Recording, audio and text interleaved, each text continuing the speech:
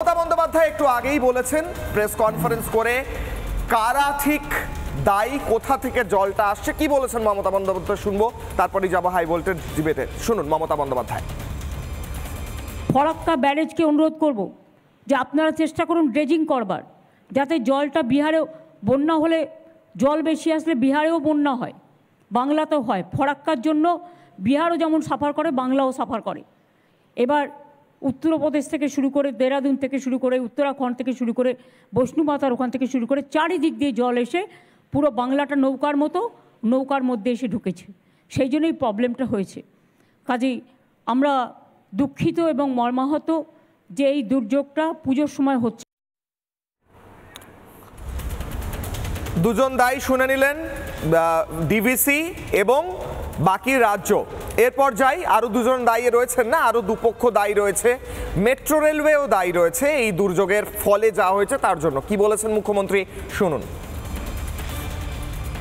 আমি metro রেলকে request করব, আপনাদের রাজারহাট, নিউ টাউন, সল্টলেকে যত মেটেরিয়ালস পড়ে আছে আপনারা ড্রেনেজগুলোকে ক্লিয়ার করার চেষ্টা করুন, আর মেটেরিয়ালগুলোকে সরিয়ে রাখার চেষ্টা করুন, যাতে ওই অঞ্চলের নালাগুলো যাতে বন্ধ না হয়ে রাস্তায় জল জমে যায়। Please take care. পরের জনকে দায়ী সিইএসসি, রাজ্যের বিদ্যুৎ দফতর বলে কিছু আছে কিনা পরের প্রশ্ন। সিইএসসি শুনুন।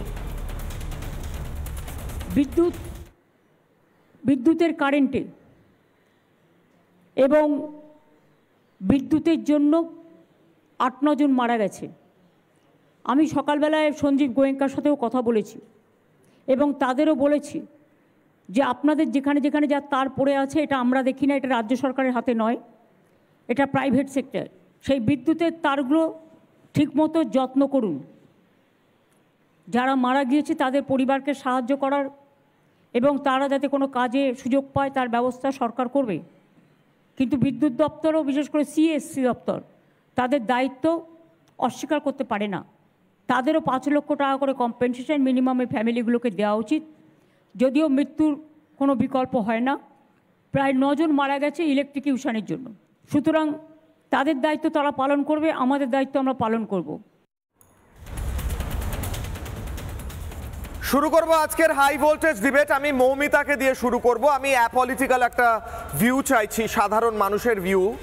4 জন 4 পক্ষ দায়ী করলেন মমতা বন্দ্যোপাধ্যায়। মৌমিতা আপনি শুনলেন, আমি ছোট্ট করে আগে আপনার কাছে শুনতে চাই, আপনার কি মনে হয় রাজ্য প্রশাসন, মুখ্যমন্ত্রী, রাজ্যের বিদ্যুৎ দপ্তর, রাজ্যের পুরসভা, এই কলকাতার পুরসভা, এদের কোনো দায়িত্ব নেই, শুধুমাত্র এই 4 পক্ষই দায়ী আজকের এই 9 জনের মৃত্যু এবং এই ভয়ঙ্কর দুর্যোগের পরে রাজ্যের এই কলকাতার অবস্থাতে?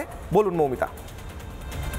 দেখো, আমি কিশলয় একটা কথা প্রথমে বলবো, যেটা হচ্ছে যে কলকাতার যে ড্রেনেজ সিস্টেমটা, এটা কিন্তু এখনো সেই মূলত আমাদের ব্রিটিশ আমলের নকশার উপরই দাঁড়িয়ে আছে। আজকে স্বাধীনতা 77 বছর হয়ে গেছে, তারপরেও কিন্তু কোনো টেকসই নকশা তৈরি করা হয়নি। এবার এই যে ব্রিটিশরা শাসন করতে করতে যে সিস্টেম বানিয়েছিল, এত বছর পরেও কলকাতার মেয়র সাহেবরা কেন সে ব্রিটিশদের ভরসাতেই থাকবেন? তারা কেন নিজেরা কিছু কাজ করবেন না? এবার প্রশ্ন হচ্ছে, এই যে মেয়র, তার ভূমিকাটা কি শুধু ইভেন্ট ম্যানেজার নাকি একটা অ্যাডমিনিস্ট্রেটর? যে কাজগুলো উনি করছেন সেটা কখনোই একটা অ্যাডমিনিস্ট্রেটিভ অ্যাক্টিভিটিস কিন্তু হতে পারে না। আজকে সবকিছু ভেসে গেল, ধুয়ে গেল, তারপরে উনি কোমর অব্দি জলে পাশে ফায়ার ব্রিগেডের গাড়ি রেখে পর্যবেক্ষণ করতে বেরোলেন মানেই যে উনি সবকিছু ঠিক করতে পারলেন এমনটা কিন্তু নয়। এইবারে এখানে কিন্তু কলকাতার মেয়রকে দেখানো হচ্ছে যে শুধুমাত্র পুজোর আগে আলোকসজ্জা আর ফিতে কাটার মুখ হিসেবে, ঠিক আছে, যেটা আমরা সবসময় দেখতে পাই।